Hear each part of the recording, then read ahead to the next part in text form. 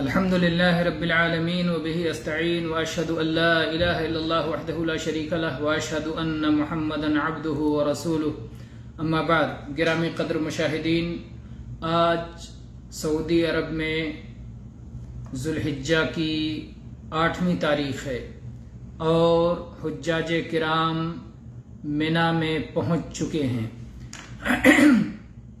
آج کا دن یوم ترویہ کہلاتا ہے. یوم ترویہ ذوالحجہ کی 8ویں تاریخ.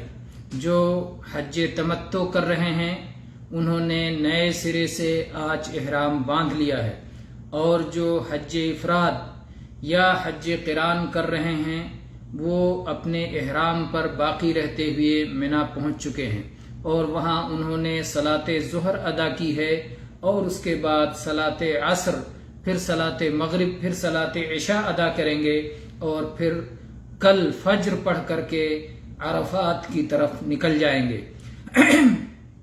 یہاں پر منا میں ٹھہرنا یہ مستحب امور میں سے ہے.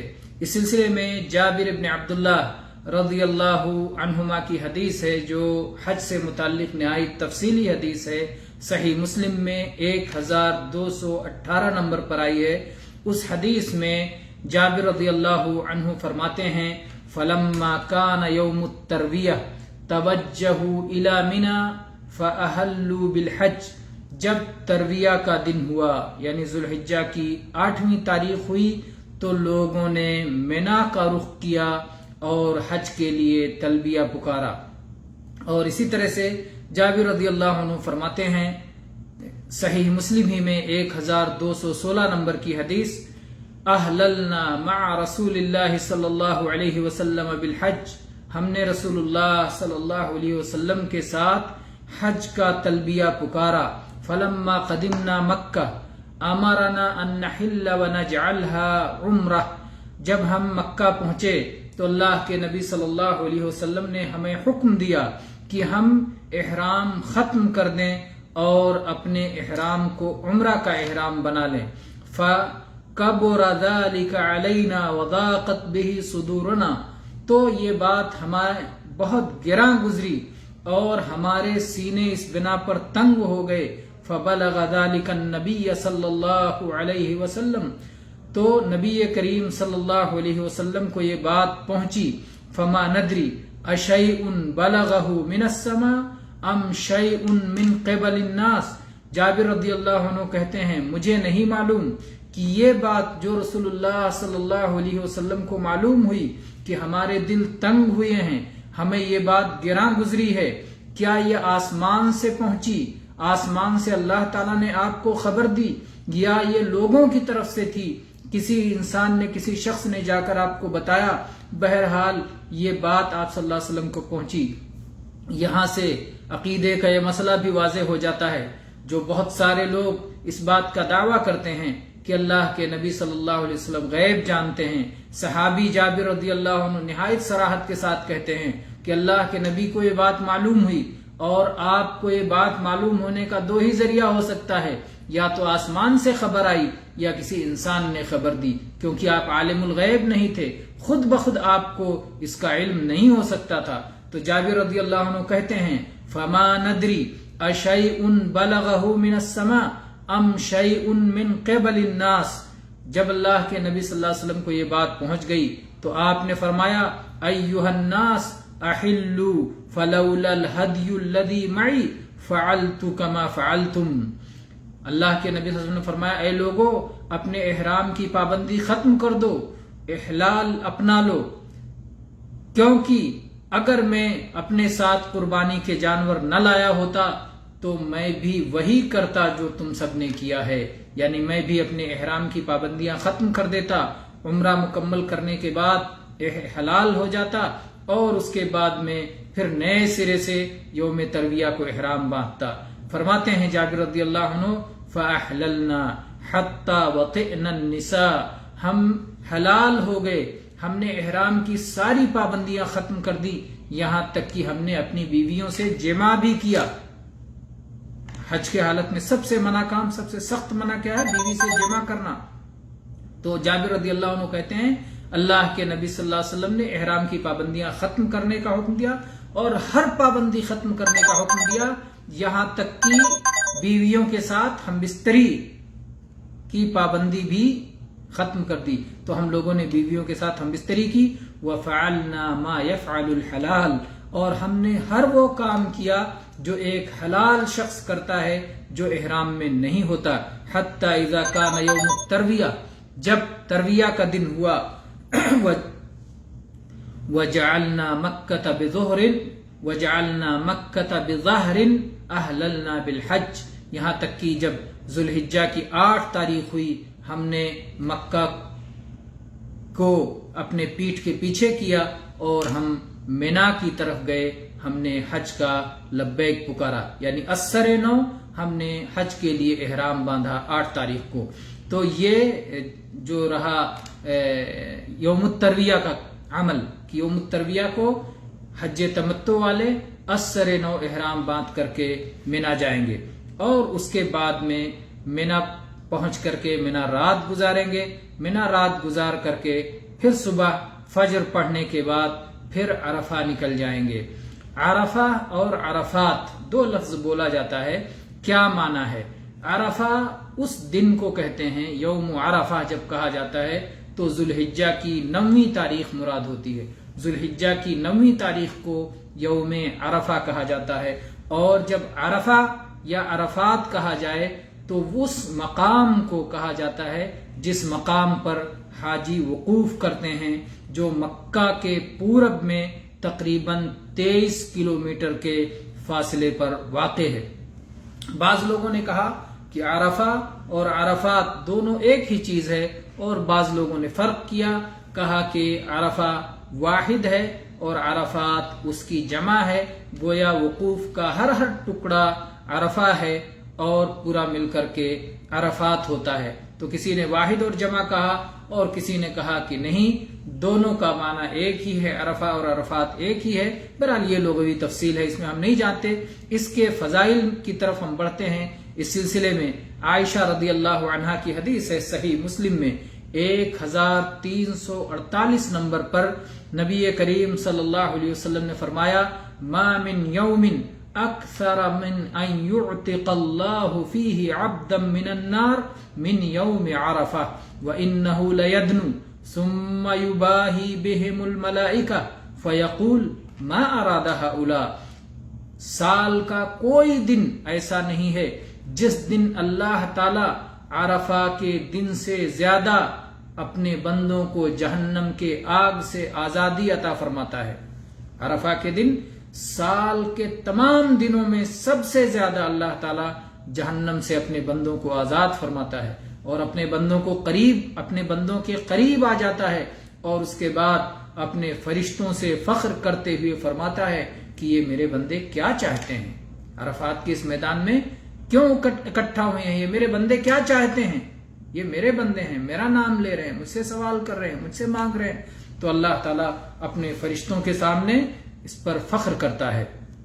اسی طرح سے عمر ابن خطاب رضی اللہ عنہ کی روایت ہے کہ ایک یہودی شخص آیا اور اس نے کہا، اے امیر المؤمنین، آپ لوگوں کی کتاب قرآن مجید میں ایک آیت ہے جس کی آپ سب تلاوت کرتے ہیں، اگر ہم یہود پر وہ آیت نازل ہوئی ہوتی تو ہم نے اس دن کو عید بنا لیا ہوتا، اتنی عظیم الشان آیت ہے۔ عمر رضی اللہ عنہ نے پوچھا، کون سی آیت؟ اس یہودی نے کہا، وہ آیت جس میں دین کے مکمل کرنے کا اعلان کیا گیا ہے، سورہ مائدہ کی آیت نمبر 3، الیوم اکملت لکم دینکم واتممت علیکم نعمتی ورضیت لکم الاسلام دینا، آج ہم نے تمہارے لیے تمہارے دین کو مکمل کر دیا اور تم پر اپنی نعمت کو تمام کر دیا اور تمہارے لیے اسلام کو بطور دین پسند کر لیا۔ عمر رضی اللہ عنہ اس یہودی کے جواب میں کہتے ہیں، قد عرفنا ذلک اليوم، ہمیں اس دن کی پوری معرفت ہے، ہمیں پوری جانکاری ہے کہ کس دن یہ آیت نازل ہوئی ہے اور کس مقام پر یہ آیت نازل ہوئی ہے۔ صرف دن ہی نہیں بلکہ وہ جگہ بھی معلوم ہے جہاں یہ آیت نازل ہوئی۔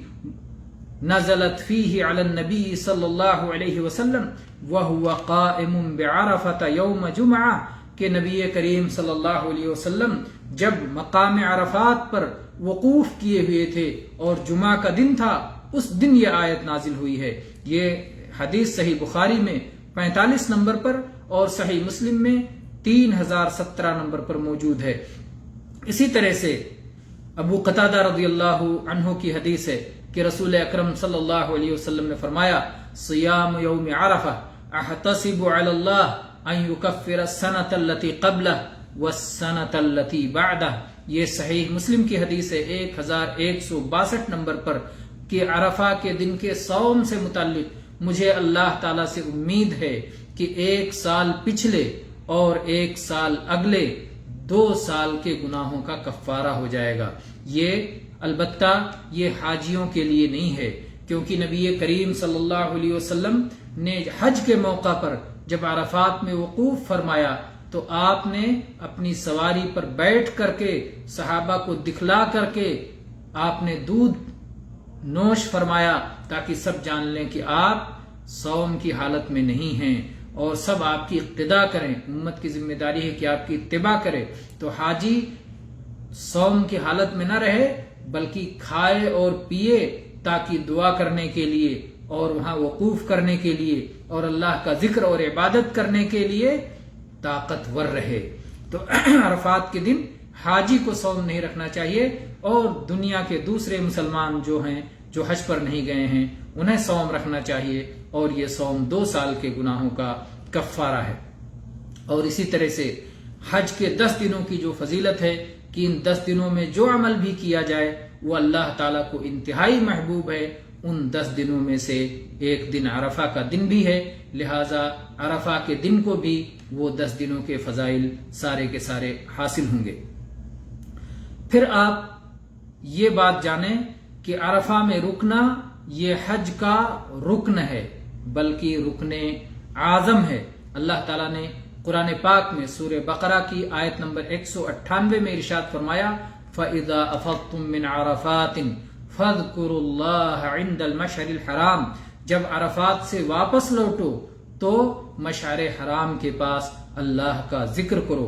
اس سے معلوم ہوتا ہے کہ حج میں عرفات سے واپس لوٹنا ہے، یعنی عرفات جانا امر مسلم ہے، اب عرفات جانا ضروری ہے۔ عرفات سے لوٹنے کے بعد ہی مزدلفہ میں وقوف کرنا ہے اور مشعر حرام کے پاس اللہ کا ذکر کرنا ہے۔ اور حدیث میں عبد الرحمن ابن یعمر رضی اللہ عنہ بیان کرتے ہیں کہ رسول اللہ صلی اللہ علیہ وسلم نے فرمایا، الحج عرفہ، حج تو عرفہ ہی ہے، یعنی عرفہ میں وقوف کرنا، عرفہ میں جانا، یہی حج ہے۔ یہ سنن ابی داؤد میں 1949 نمبر پر اور سنن ترمذی میں 889 اور 2975 نمبر پر، سنن نسائی میں 3044، سنن ابن ماجہ میں 3015 نمبر پر اور مسند احمد میں 18796 نمبر پر، اور امام ترمذی نے اسے حسن صحیح قرار دیا ہے۔ اور اسی طرح سے امام نووی نے المجموع میں، اور اسی طرح سے امام ملقن نے البدر المنیر میں اسے صحیح قرار دیا ہے۔ تو بہرحال یہ صحیح حدیث ہے کہ حج تو عرفہ ہی ہے۔ اور اسی طرح سے یہ حدیث بھی آپ یاد رکھیں جو عروہ ابن مدرس الطائی رضی اللہ عنہ سے روایت ہے، کہتے ہیں کہ میں رسول اللہ صلی اللہ علیہ وسلم کے پاس پہنچا جبکہ آپ مزدلفہ میں صلاح کے لیے نکل چکے تھے، تو میں نے کہا، اے اللہ کے رسول صلی اللہ علیہ وسلم، میں طے کے پہاڑوں کے پاس سے آ رہا ہوں، جبل طے حائل کے پاس، میں جبل طے سے آ رہا ہوں، اقللت راحلتی واتعبت نفسی، میں نے اپنی سواری کو بھی تھکایا ہے، خود بھی تکن کا شکار ہوا ہوں، واللہ ما ترکت من جبل الا وقفت علیہ، اللہ کی قسم میں نے کوئی پہاڑ ایسا نہیں چھوڑا جہاں پر وقوف نہ کیا ہو، فہل لی من حج، کیا میرا حج قبول ہو جائے گا؟ تو رسول اللہ صلی اللہ علیہ وسلم نے ان کے جواب میں ارشاد فرمایا، من شہد صلاتنا هذه ووقف معنا حتى ندفع وقد وقف بعرفة قبل ذلك ليلا او نهارا فقد اتم حجه وقضى تفثه، کہ جو شخص بھی ہماری اس صلاۃ میں حاضر ہو اور وہ ہمارے ساتھ وقوف کرے یہاں تک کہ ہم یہاں سے چل پڑیں، یہ مزدلفہ کی بات ہے کہ مزدلفہ میں حاضر ہو اور یہاں پر وقوف کرے یہاں تک کہ ہم مزدلفہ چھوڑ دیں، اور وقد وقف بعرفۃ قبل ذلك لیلا او نہارا، اور اس سے پہلے عرفہ میں وہ وقوف کر چکا ہو، چاہے رات میں وقوف کیا ہو چاہے دن میں وقوف کیا ہو، فقد اتم حجہ، تو ایسے شخص نے اپنا حج مکمل کر لیا۔ تو آپ نے کہا مزدلفہ سے پہلے عرفہ میں دن یا رات کبھی بھی وقوف کر چکا ہو تو اسی کا حج پورا ہوگا، وقضى تفثہ، اور اس نے اپنی ضرورت مکمل کر لی ہے۔ یہ حدیث سنن ابی داؤد میں 1950 نمبر پر، سنن ترمذی میں 891 نمبر پر، سنن نسائی میں 3041 نمبر پر، مسند احمد میں 16253 نمبر پر، اور امام ترمذی نے اسے حسن صحیح قرار دیا ہے، اور اسی طرح سے اسے اور بھی محدثین نے اس کی تصحیح کی ہے۔ تو بہرحال یہ روایت اس بات پر دلیل ہے کہ عرفہ میں وقوف کرنا ضروری ہے حج کی تکمیل کے لیے۔ تو یہ عرفہ اور ترویہ کے دن سے متعلق بعض باتیں ہوئیں۔ تو آج حاجی آج منا کے میدان میں ہیں اور کل حاجی عرفات کے میدان میں جائیں گے، وہ ان باتوں کو یاد رکھیں گے۔ اسی طرح سے عرفات کے میدان میں پہنچ کر کے یہ بھی یاد رکھیں کہ وہاں وقوف میں ذکر اور دعا کی بڑی اہمیت ہے، تو وہاں جو اذکار اور دعائیں ہیں ان میں سے ایک اہم دعا یہ ہے جو نبی کریم صلی اللہ علیہ وسلم نے سکھایا ہے کہ سب سے بہترین دعا خیر الدعاء دعاء یوم عرفہ، سب سے بہترین دعا عرفہ کے دن کی دعا ہے، اور آپ نے فرمایا وخیر ما قلته انا والنبیون من قبلی لا الہ الا اللہ وحدہ لا شریک لہ لہ الملک ولہ الحمد وہو علی کل شیء قدیر، کہ سب سے بہترین دعا جو عرفات کے دن زیادہ سے زیادہ آدمی کو پڑھنا چاہیے وہ ہے لا الہ الا اللہ وحدہ لا شریک لہ لہ الملک ولہ الحمد وہو علی کل شیء قدیر۔